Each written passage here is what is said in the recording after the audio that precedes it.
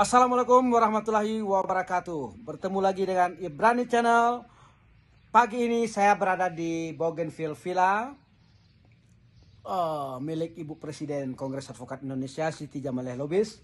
Sekarang saya sedang bercakap-cakap, berbincang-bincang dengan salah satu senior, Bapak Andono Hardono. Ya, beliau ini adalah aktivis daripada ekonomi yang sudah beberapa dekade sejak zaman Pak Harto sampai sekarang zaman Pak Joko Widodo. Saya mau berbincang-bincang sedikit dengan beliau tentang kondisi terkini negara ini, yakni terkait dengan masalah globalisasi, ekonomi dan geopolitik, dan termasuk juga konstelasi negara-negara adik kuasa, dan bagaimana Indonesia harus mensikapi kondisi yang terjadi sekarang ini. Selamat siang Pak Handono. Ya. Saya panggilnya Pak Doni atau Pak Dono? Pak Doni. Pak Doni, ya. Pak Doni, jadi ini apa namanya,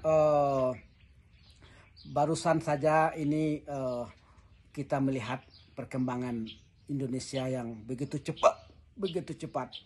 Kalau tadinya orang-orang menggaungkan yang namanya globalisasi, sekarang globalisasi itu sudah mulai terfragmentasi kepada blok-blok tertentu dan segala macam. Nah, bagaimana Pak Doni melihat persoalan ini?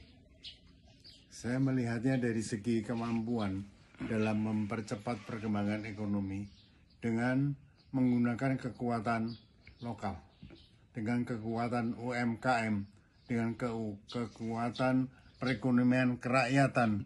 Itu yang akan kita bawa secara global untuk memperlihatkan betapa kuatnya negara ini sebenarnya kalau kita bisa menggunakan semua aset-aset tersebut menjadi aset yang terpadu, terpimpin, tersistem menuju ke dunia globalisasi.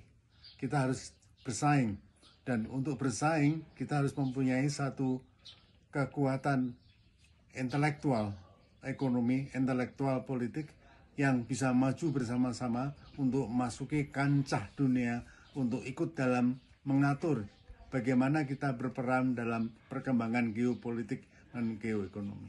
Itu saja.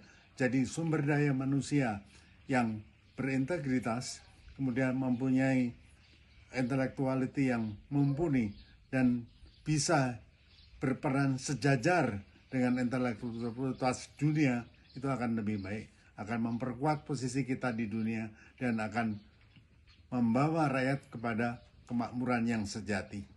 Itu saja. Baik Pak, ini kan di dalam apa namanya percaturan globalisasi ini kan ada kekuatan dan kelemahan.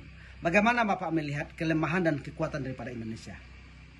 Kelemahan yang kita alami selama ini adalah satu kelemahan yang sifatnya adalah keseriusan, fokus dalam kekuatan ekonomi.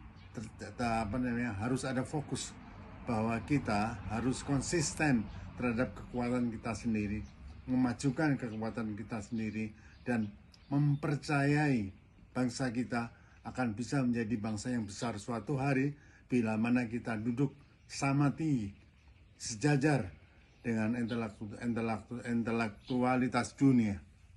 Baik, itu kelemahan. Bagaimana dengan kekuatan kita? Kekuatan kita mempunyai satu SDM yang besar yang saat ini belum dikembangkan dengan sempurna. Karena banyak intelektualis kita yang saat ini itu belum mempunyai peran yang sebenarnya dalam usaha bersama-sama memajukan ekonomi Indonesia menuju ke ekonomi dunia. Ya. Sekarang Bapak pemerintah di bawah pimpinan Pak Jokowi memang sudah melihat beberapa peluang-peluang, dan beliau melihat peluang itu dengan menggalakkan investasi. Bagaimana pandangan Bapak tentang investasi di Indonesia? Apa yang telah didapatkan selama kepemimpinan Pak Jokowi, kalau menurut saya sudah sangat berhasil dan kelihatan hasilnya untuk rakyat.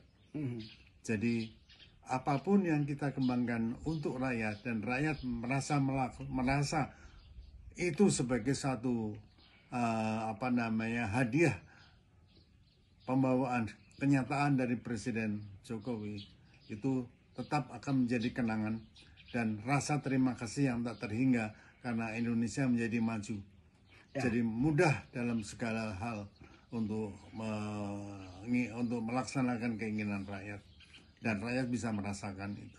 Ya, tapi baru-baru ini Pak ada kejadian yang cukup memilukan hati kita juga di Rembang di Kepulauan Riau sana, di mana ada wacana investasi, tetapi karena investasi itu berkaitan dengan pembangunan khusus, jadi menghendaki adanya lahan yang khusus sehingga warga di sana diminta untuk keluar dari pulau itu. Bagaimana pendapat Bapak? Sebenarnya ini hanya masalah koordinasi dan komunikasi juga.